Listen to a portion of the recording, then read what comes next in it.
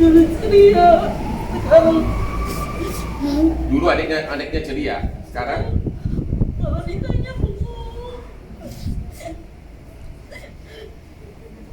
DPR Komisi 3 tolong renungkan tangis keluarga korban ini. DPR Komisi 3 tolong renungkan keluarga korban ini, terutama yang masih jalan-jalan ke luar negeri. Kejahatan seksual yang dilakukan 4 orang di Taman Kota Jakarta Utara, bahwa sehari setelah ada laporan masyarakat, itu langsung ditangani oleh Kasat Reskrim dan langsung menangkap dan menahan pelaku yang ternyata dari 4 itu adalah anak-anak di bawah umur 12 tahun. Tentunya berdasarkan Undang-Undang Sistem Peradilan Pidana Anak itu, kasus anak di bawah 12 tahun itu akan dikenakan tindakan berupa apa? Dikembalikan kepada orang tua atau dikembalikan kepada negara. Tetapi ketika kami tadi konfirmasi kepada 4 itu, nampaknya tidak layak untuk dikembalikan kepada orang tua karena orang tua juga dalam kondisi tidak baik. Nah, kemudian 4 itu sama sekali tidak sekolah. Yang pertama, keberadaan saya di sini adalah, Anda sudah tahu, saya sudah lebih dari 5 tahun menerima pengaduan di Kopi Joni, dan dalam sebulan terakhir ini sudah diformalkan namanya menjadi Hotman 911. Dalam bulan ini aja sudah hampir semua kasus viral langsung mendapat perhatian serius, bahkan sudah hukum dikedepankan. Itulah kira-kira bisnis saya di sini. Jadi sebenarnya bukan kuasa hukum resmi. Dan sesudah saya viralkan ini, ternyata sudah mendapat proses yang baik dari Bapak Wibowo, Kapolres Jakarta Utara ini, karena dari Polda bahkan dari Mabes pun, dari pimpinan petinggi polisi banyak hubungi saya seperti biasa. Nah, ini yang perlu saya jawab juga kepada keluarga korban ada di sini. Ini keluarga korban ada di sini. Dari tadi malam, ibu ini, jadi ibu yang kue saya, keluarganya mengatakan, masa sih bisa dibebaskan aja? Nah itu Pak, masa begitu aja dibebaskan sesudah keluarga saya diperkosa, ya kan? Itulah yang saya nggak bisa menjawab melalui WA, karena itu kan harus dulu penjelasan undang-undang. Ya itulah yang ibu ini masih menangis nih. Bagaimana cara menerangkannya? Undang-undang kita yang salah atau DPR kita yang nggak salah? Saya nggak tahu deh waktu bikin undang-undang. Karena apa? Kalau melihat, kalau umur 11, 12, kelakuannya sudah seperti begal, sudah tahu memerkosa, bahkan satu megangin satu, itu masih pantas sih nggak dikembalikan ke orang tuanya?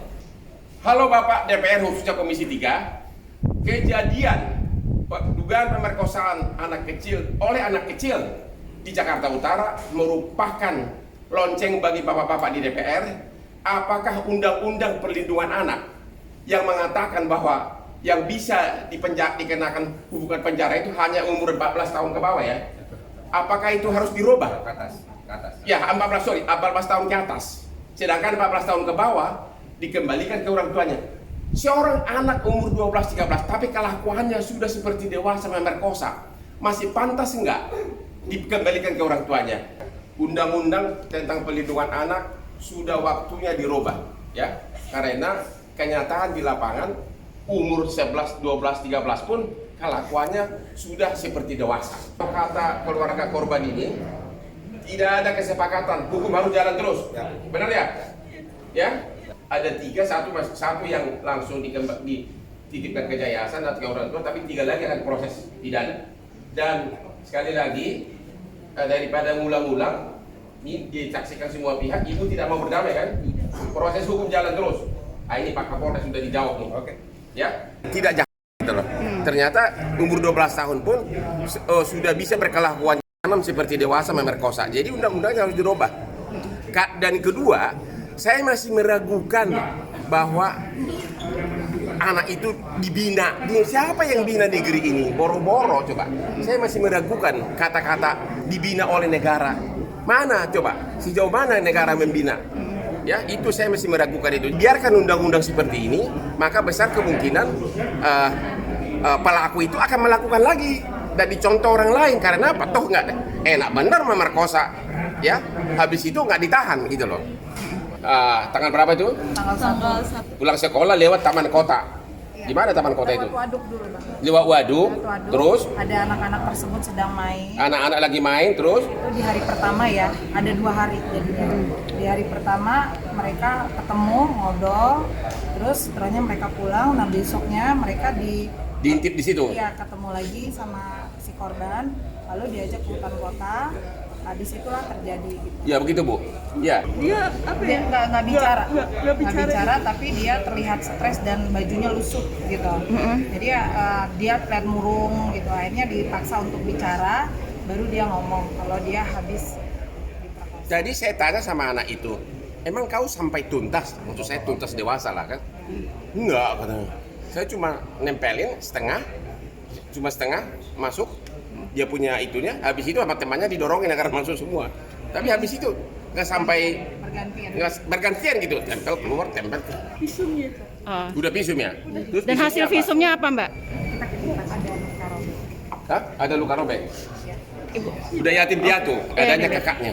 Oke. Oke, saya kira cukup ya. Saya katanya pihak pelaku sempat minta damai ya Pak? Keluarganya ya minta damai ya.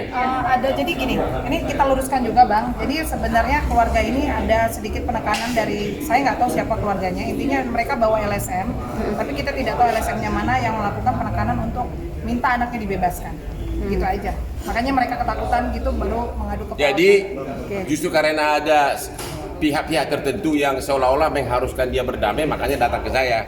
Dan sekarang kalau ada pihak-pihak yang memaksa berdamai juga, lawanmu Hotman Paris.